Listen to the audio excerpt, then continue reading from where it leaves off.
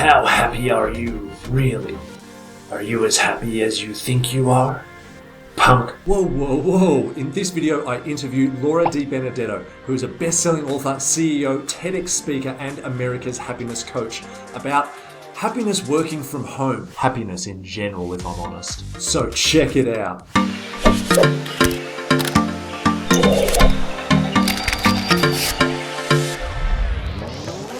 Good morning, Laura. How are you? I am super good. How are you? I'm excellent, thank you. Now, for the sake of the viewers, could you just tell us a little bit about yourself and your journey to being a happiness coach? Sure. Well, like a lot of journeys to happiness, mine begin with misery. Right? Care to expand on that? Yeah. So I had a very full career where I started a business at 19 years old, and I built a company that I retired from at 37. I was doing really well. I have a ton of accomplishments. I have a really impressive resume, except when I retired, I was just really ungrateful. I was actually ashamed, and I was really burnt out. I was miserable. I was not being a good wife. I was a crappy boss. I mean, ugh. I didn't even want to be around me. And I know for sure that other people didn't. So I looked at the writing on the wall of like, you just retired at a really young age. You should be happy. What the hell is wrong here?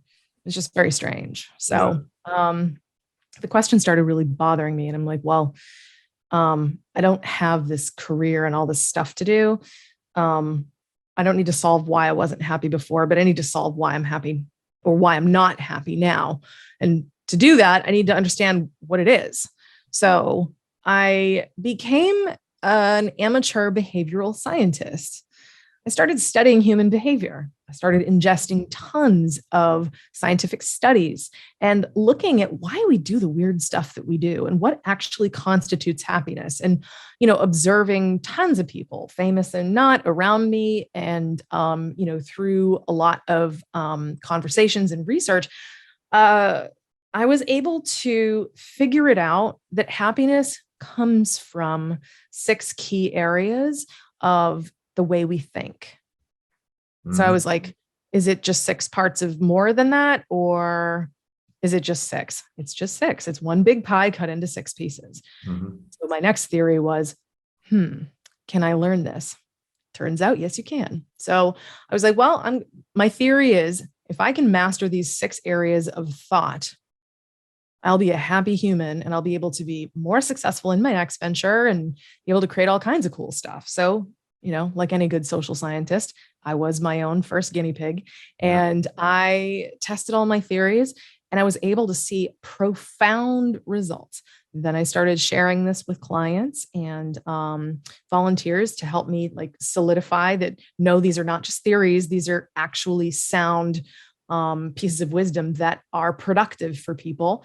And over, I kept seeing the same consistent results, same over and over and over.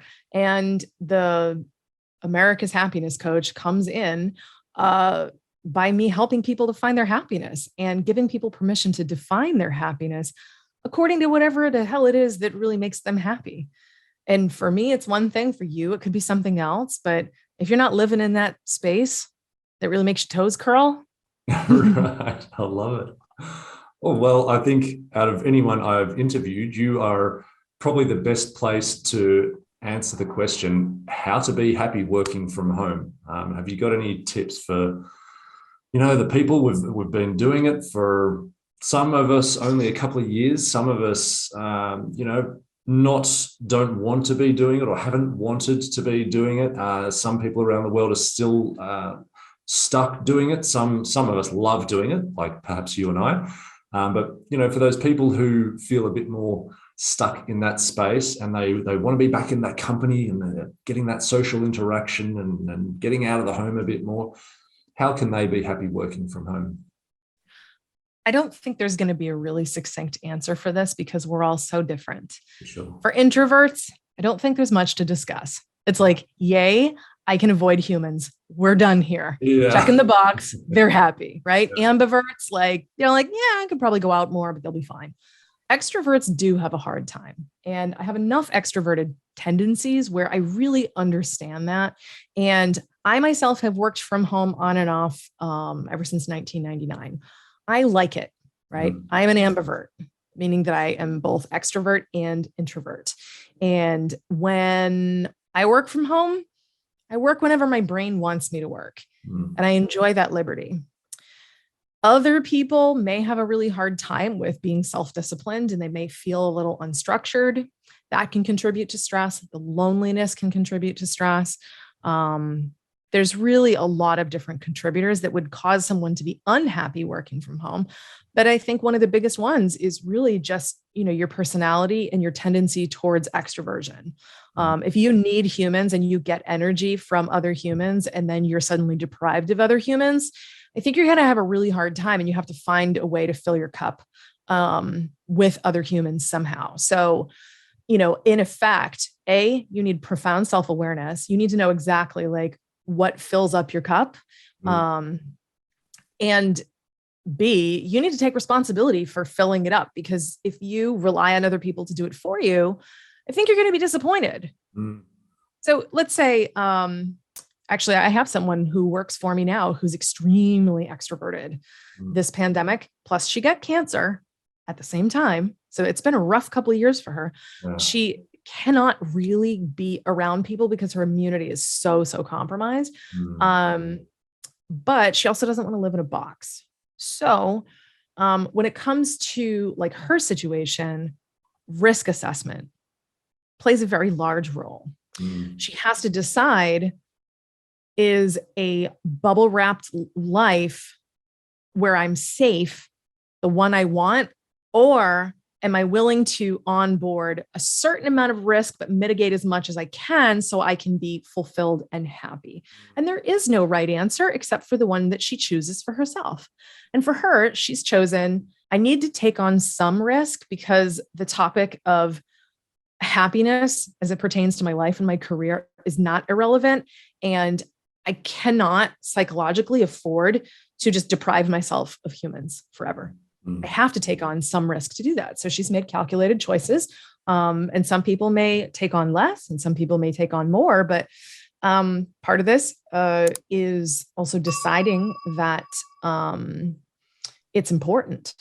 Being with other people is important. I think some folks, they don't like to work from home because their kids are driving them nuts.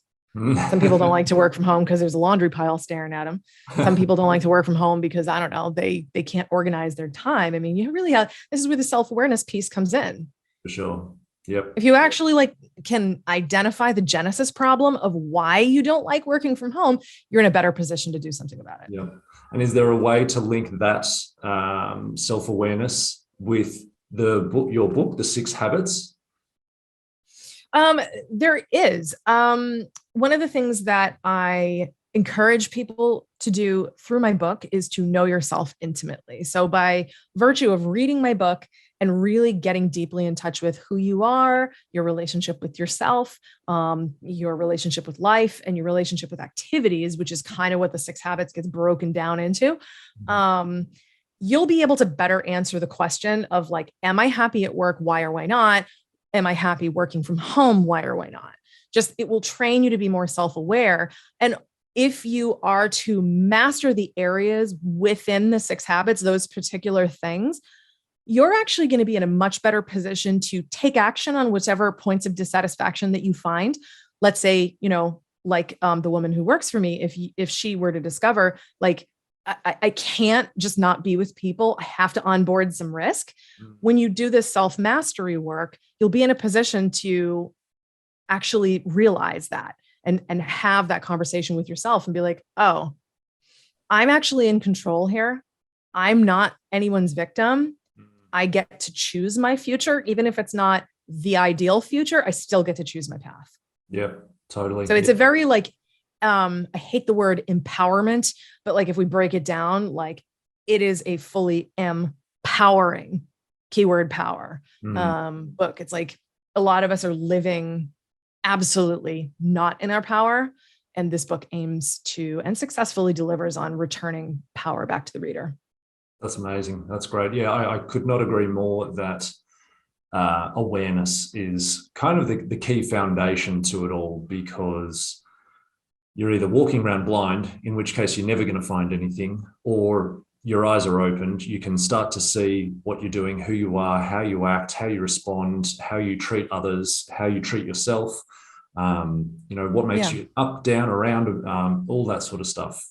You've only got that once your eyes are open and you've got that awareness. So that sounds really fascinating. Yeah. Thank you. It's such a great subject. And, when you invited me to be on your show to talk about working from home, I was like, ooh, I've been doing that for 2 decades. And I really have seen such a broad spectrum of people newly entering the work from home just because of the last couple of years and everything, and seeing people like adapt really well and other people really struggle.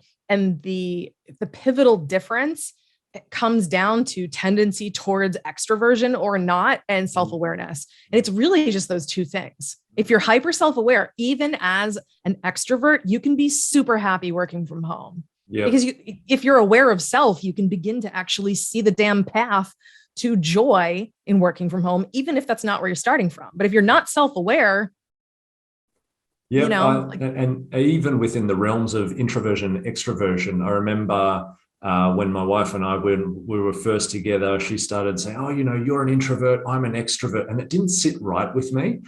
And since then, I think about it every now and then. And what I have noticed is that introversion, extroversion, I personally, I don't believe it should be a blanket rule on someone, because in different scenarios, someone might be more introverted, but then in a different scenario, they might be more extroverted. So there might actually be a bit of a balance between the two. I think that's where the ambiversion comes in. Right. Okay. Can you? Oh, that's my theory. Version. Yeah, as you were saying at the beginning. Yeah, of course. Well, yeah, because you can be both. Just in my own case, just as an a little bit of both, right? I was like, but I like being on stage, and I sometimes like parties and sometimes hate them. Yeah. And when I was able to actually distill it down to again, the genesis issue of what it really is, it comes down to comfort. And when you're comfortable, you gain energy. When you are uncomfortable, it takes your energy. And where do you feel comfortable? If someone, invites me to a business event, I'm very comfortable there. But if you invite me to a party, I'm probably not going to be comfortable there because I don't know what to talk about. Right. And that it's not that I don't necessarily like being with people, but I'm not a parent, for example. And if I'm in a room of other 40 somethings and they're all talking about diaper cream, I can't relate. I'll be like, can I tell you about my cat?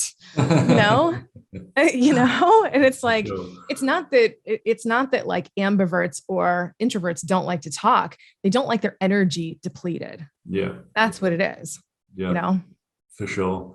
Okay. Can you let the viewers know how they can discover a bit more, how they can get their hands on your book, first of all, and also a little bit more about I think it was some coaching you mentioned earlier? Sure. So I'll start with the coaching, only because I think it's really needed these days, especially with folks working from home, trying to adjust. Sometimes you just need a couple hours with a really good coach to just talk you through and help you see some blind spots in your life to actually kind of put all the pieces together. Sometimes we're just too close to it. So working with someone, me or someone else, can help you to figure out what do I actually need to do so I can be super pumped to work from home? And it's pretty easy. I have room for precisely 2 clients. I may not have room anymore by the time people hear this, but you can always reach out to me. And what I do is I work with people to help them be their most fulfilled, rich, happy selves. And working from home is actually a lot of that picture for my clients. And I'm working with people to help their entrepreneurial dreams come to and adjust to something that's very new and weird. Mhm. And if new and weird includes working from home, we're going to get along great.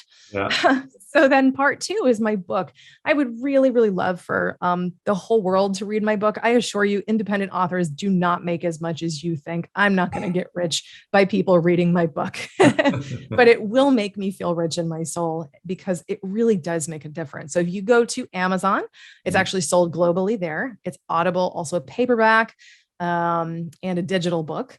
And that's on Amazon, but you can also go to my website for anyone in the United States that wants a signed copy. That's at thesixhabits.com. Beautiful. I'll have that on the screen just as you're saying that. But that is Thanks. perfect. That's really good. Thank you so much for all of that, Laura. It's been great to chat with you. And yeah, if anyone out there, grab this book. It sounds to me, in fact, I'm going to have to grab myself a copy, obviously, because the book that I'm reading at the moment is running out. But yeah, thank you so much for the chat. And yeah, have a fantastic day. Thank you. You as well. I hope you got something out of that interview. If you're not already a subscriber, by all means, hit this subscribe button somewhere around there. Have a fantastic day, and I'll see you in the next video. Bye.